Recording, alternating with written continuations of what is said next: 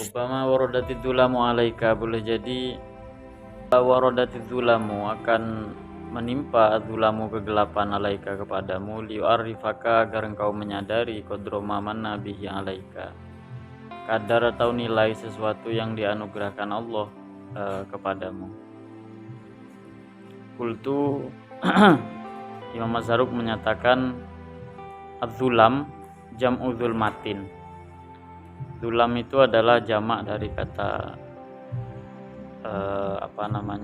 zulmatin, artinya kegelapan ya. Dan bentuknya banyak, diantaranya al-ma'asi wasyahwat wal ghafalat.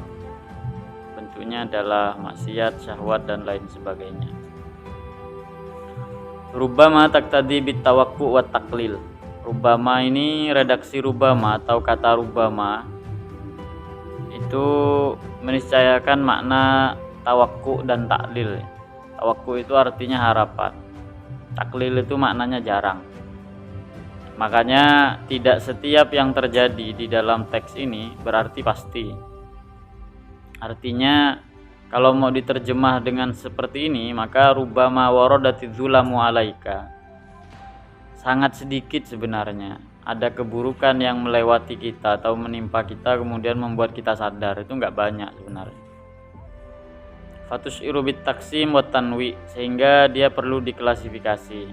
Ittafidu waq'an naqid fi ba'dil mawadi, karena rubama itu boleh jadi bermakna waq'an naqid, yang terjadi adalah kebalikannya fi ba'dil mawadi, dalam beberapa kasus atau dalam banyak kasus. Jadi poin pentingnya adalah di redaksi rubama ini, karena kata Imam Mazharuk adalah tawakku dengan taklil, maka maknanya adalah sedikit sekali atau semoga saja, kira-kira seperti itu. Semoga saja kalau ada kegelapan yang menimpa kita itu dalam rangka menyadarkan ya, karena memang ini jarang. Nah, ini diantara catatan penting barangkali. Idh wurududz dzulam alal abdi ala salasati aujuh, karena kegelapan menimpa seorang hamba itu ala salasati aujuh, dia berkonsekuensi pada 3 hal. Jadi ketika seseorang mendapat kegelapan ada 3 kemungkinan. Yang pertama, naudzubillah, yang ini ziyadatan fil mihnah wal baliyah, justru kegelapan itu menambah ujian ataupun bala atau cobaan bagi kita.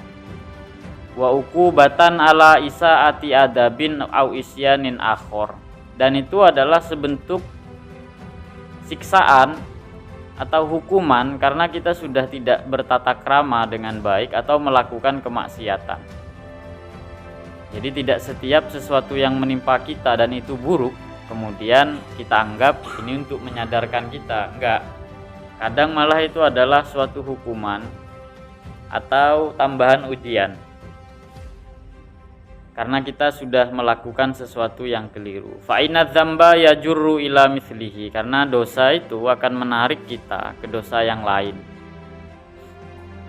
Ini yang pertama ya. Jadi kadang kegelapan atau keburukan menimpa kita justru itu adalah hukuman karena kita melakukan suatu kesalahan. Cirinya apa kalau dia adalah suatu hukuman? Wa alamatu hadhihi wujudul istirsal wal ghaflah min ghairin tibahin wala taubatin. Cirinya adalah, ciri dari kegelapan yang malah hukuman, wujudul istirsal, adanya pembiaran dari Tuhan, artinya tidak dijaga oleh Tuhan. Wal ghaflah, kemudian kita diberikan kelalaian, min ghairin tibahin, dan tidak pernah sadar, wala taubatin, apalagi bertaubat. Jadi ciri bahwa keburukan yang kita alami adalah hukuman, justru dengan keburukan itu kita nggak makin baik. Ini untuk yang pertama. Yang kedua, asani ta'rifan lil abdi biqadrihi wa ilzaman lahu bidzullihi hatta ya'lama annahu mu'ibun naqisun muqassirun. Yang kedua, ada keburukan itu yang konteksnya adalah ta'rifan lil abdi biqadrihi, untuk menyadarkan seorang hamba tentang kadar atau nilai dirinya sendiri.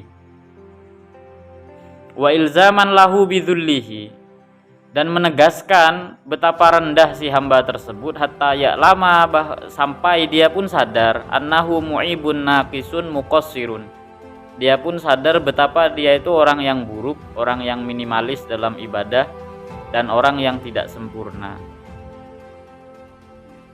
Jadi ada keburukan yang menimpa kita justru untuk menunjukkan nilai atau kadar kita sendiri. Fala ya'jubu, sehingga kalau dia melihat dirinya adalah orang yang tidak sempurna, dia tidak pernah ujub. Wala yara li nafsihi qadron bihalin, sehingga dia tidak melihat nilai apapun pada saat itu. Jadi seakan-akan dia tidak berguna, punya A, B, C dan seterusnya. Nyatanya dia tetap saja adalah seorang pribadi yang buruk. Nah, ini kategori yang baik ya. Wa alamatu hadza, cirinya apa? Ciri bahwa ada keburukan yang menimpa kita tetapi itu sebentuk penyadaran.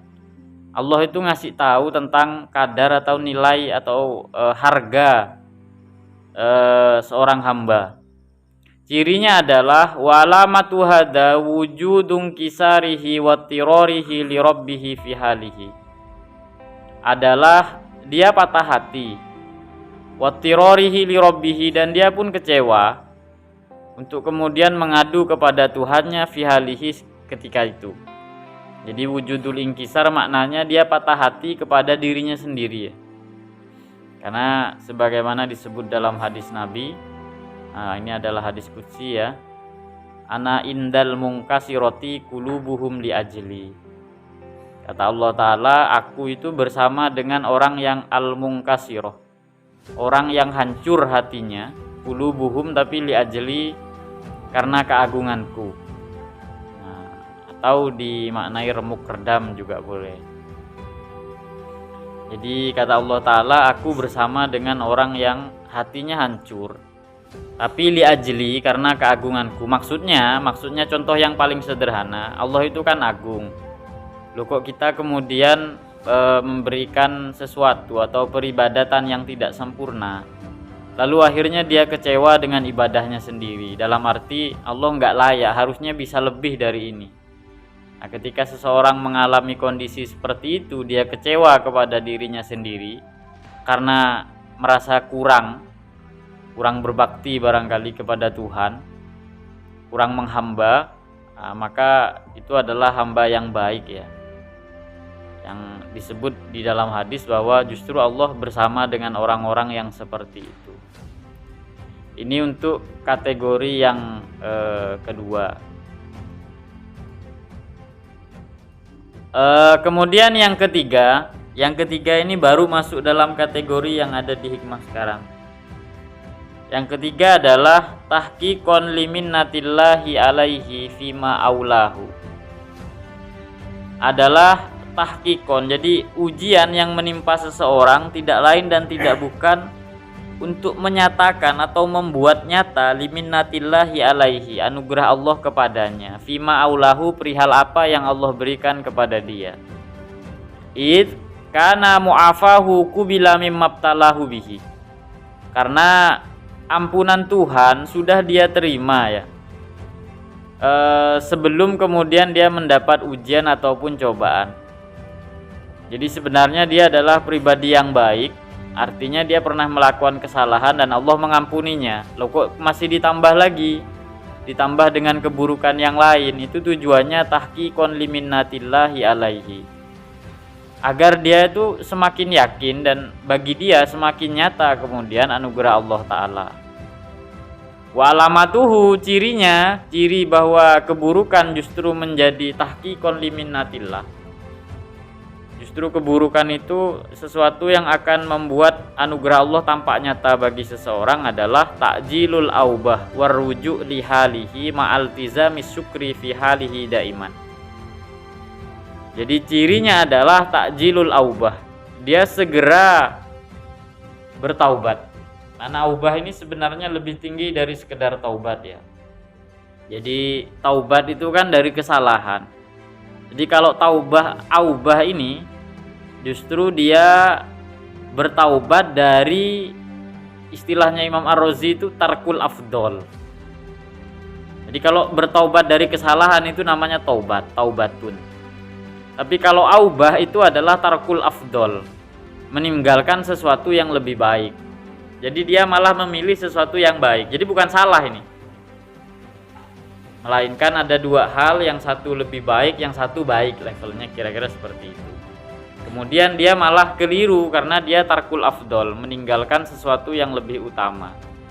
Maka dia segera kemudian bertaubat. Nah, istilah taubatnya ini disebut dengan aubah.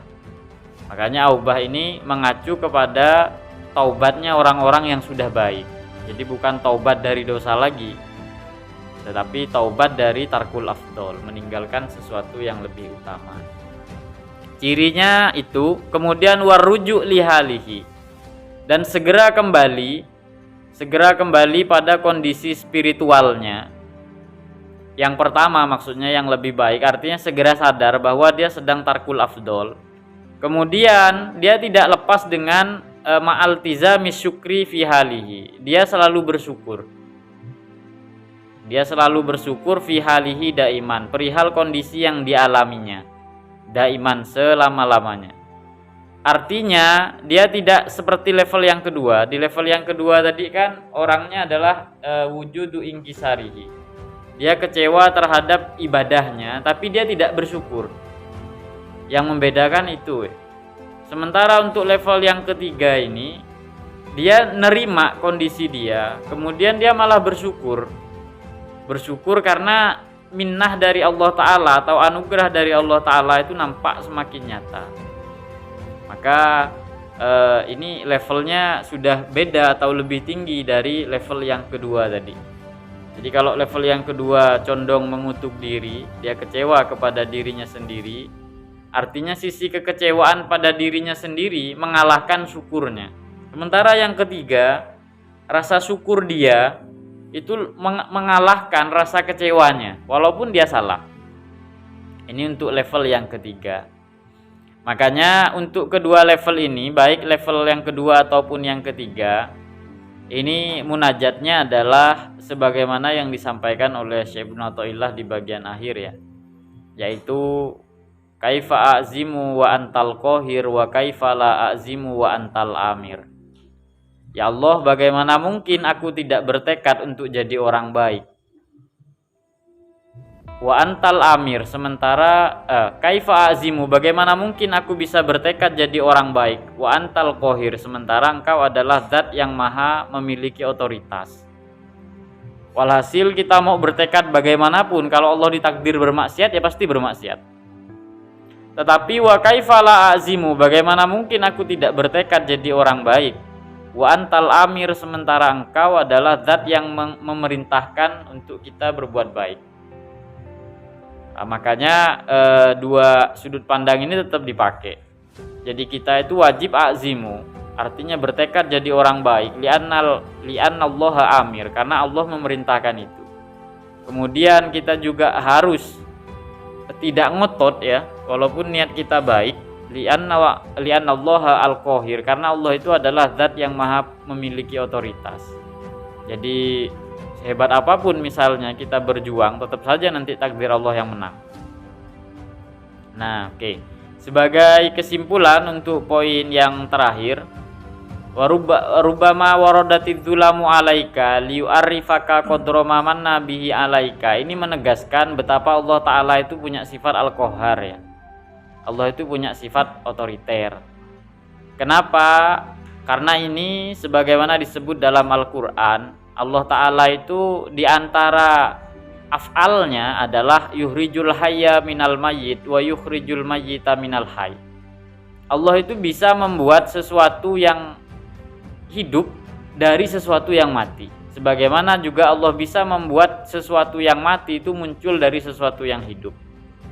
Maksudnya dalam makna sufistik yang disampaikan oleh Syekh Ibnu Ajib Al-Hasani diantaranya, yang dimaksud Allah itu bisa mengeluarkan yukhrijul hayya minal mayyit, mengeluarkan sesuatu yang hidup justru dari sesuatu yang mati. Allah itu bisa saja ya membuat orang sadar tapi ketika orang itu berdosa. Bisa saja. justru dengan dosa orang itu jadi hebat. Kalau Allah berkehendak itu bisa. Misalnya setelah dia melakukan kesalahan, justru dia menjadi kekasih Tuhan. Kasus Nabi Adam itu salah satunya. Setelah beliau melakukan kesalahan, beliau bisa kok kemudian menjadi kekasih Tuhan, bahkan menjadi salah satu Nabi Allah Ta'ala. Jadi sama-sama melakukan kesalahan, ini berbeda dengan iblis kemudian. Nah, di sisi lain Allah juga bisa yukhrijul mayyit minal hayy. Allah itu bisa mengeluarkan sesuatu yang mati justru dari sesuatu yang hidup. Contoh yang paling sederhana, misalnya kita beribadah, idealnya orang ibadah kan tambah baik. Atau misalnya ibadah itu bernilai cahaya, tapi faktanya sangat mungkin bagi seseorang ketika beribadah justru dia riya dan seterusnya. Walhasil, kesimpulan yang ingin saya sampaikan adalah baik dan buruk itu tetap dari Allah Ta'ala, bukan dari perbuatan. Begitu. Jadi sebagaimana orang masuk surga itu ya karena Allah Ta'ala, bukan melalui amalnya. Ya sebagaimana tadi, dari satu maksiat, kalau Allah mau menjadikan itu pintu ma'rifat ya bisa. Makanya di dalam hikmah-hikmah sebelumnya, Syekh Ibnu Athaillah pernah menyatakan, rubbama qada laka bidzambi fakana sababan laka lil wusul ya. Rubbama qada alaika bidzambi. Boleh jadi Tuhan itu mentakdirkan engkau bermaksiat. Tapi fakana sababan lakalil wusul. Justru maksiat tadi adalah penyebab engkau bisa wusul ke Allah Ta'ala. Nah begitu. Ya karena memang yang membuat wusul itu bukan pahala, atau juga yang membuat orang terhijab bukan dosa pada dasarnya. Tetap otoritas Allah itu lebih kuasa ya. Ini yang kita sebut biasanya istilahnya dengan iqbalnya Allah Ta'ala. Kan Allah itu maha menerima ya. Jadi penerimaan Allah itu gimana, itu yang paling penting, bukan ibadahnya. Saya pernah dapat pertanyaan, bagaimana mungkin seandainya ada orang yang katakanlah dari kecil sampai tua dia melakukan dosa, ketika mati kurang 1 tahun katakanlah, kemudian dia jadi orang baik dan itu bisa menghapus kesalahannya, kemudian dia masuk surga. Bagaimana kita menjelaskannya secara rasional? Kalau kita menggunakan matematika atau rumus-rumus umum itu sulit. Katakanlah 60 tahun dosa dikurangi dengan 1 tahun pahala, maka hasilnya masih 59. Walhasil, saya berpijak pada logika dalam Ahlussunnah wal Jamaah, masalah iqbal dan idbarnya Allah Ta'ala. Bagaimana cara Allah menerima sesuatu?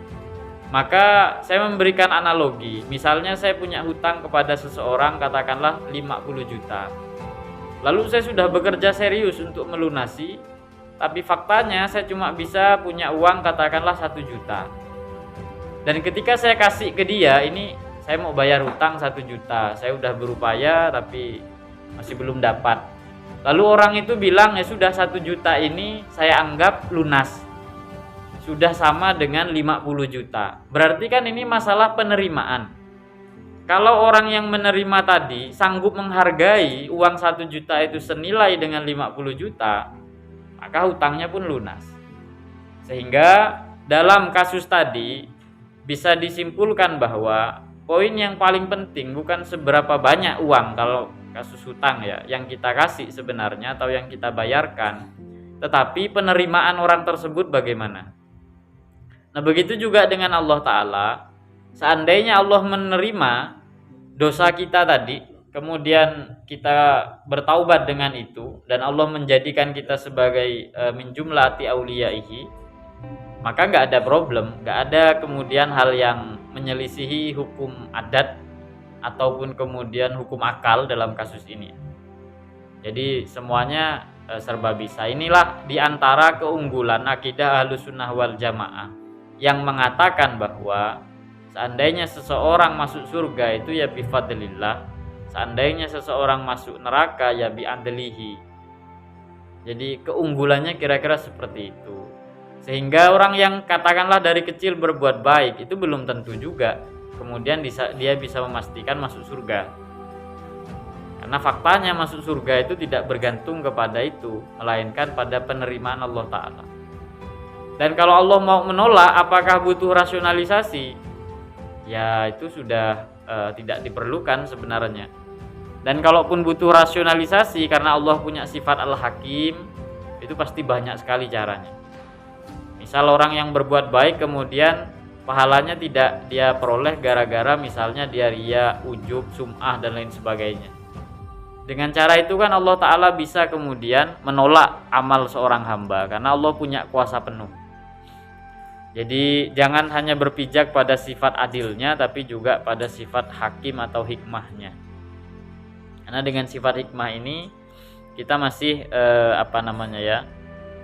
bisa berpegang teguh pada aturan-aturan yang Allah berikan kepada kita. Oke.